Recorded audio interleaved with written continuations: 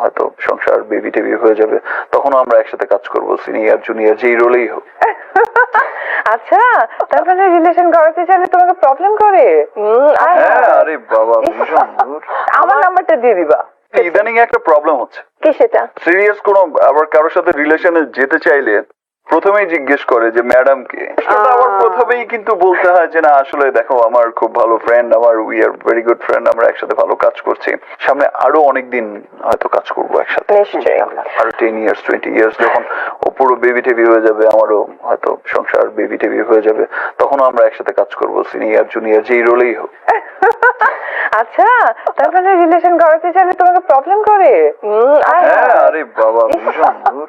আমার নাম্বারটা দিয়ে দিবা, বলবো যে উপসর্গে ফার্স্টে কথা বল। সিরিয়াসলি মনে প্রাণে চাইছি যে আরো দু একজনের সাথে আমার কেমিস্ট্রিটা বাড়ুক, অনেক ভালো একটা পজিশন হোক, ফাইন, আমারও 3-4টা হিরোইন থাকুক, ফাইন। কিন্তু ঘুরে ফিরে ম্যাডামের সাথেই কেন জানে ছবি হিট হয়ে যায়। থ্যাংক গড আমি অপু বিশ্বাস আমার ক্যারিয়ারের একটা বড় একটা অংশ। অনেক ছবিতে একসাথে কাজ করেছি, এখনো করছি, আর তাছাড়া we are very good friend. আচ্ছা, আমার বিশ্বাস যে আজ থেকে 20 বছর পরেও যদি কেউ জিজ্ঞেস করে যে অপু বিশ্বাস কে ছিলেন, তখন অপু বিশ্বাসকে জিজ্ঞেস করলো যেটা বলবে, আমাকে জিজ্ঞেস করলো আমি সেটাই বলবো। সো দর্শক, আজকের এই ভিডিওটি এই পর্যন্ত। যদি ভিডিওটি ভালো লেগে থাকে তাহলে ভিডিওতে একটি লাইক, একটি কমেন্ট আর অবশ্যই চ্যানেলটি সাবস্ক্রাইব করতে ভুলবেন না।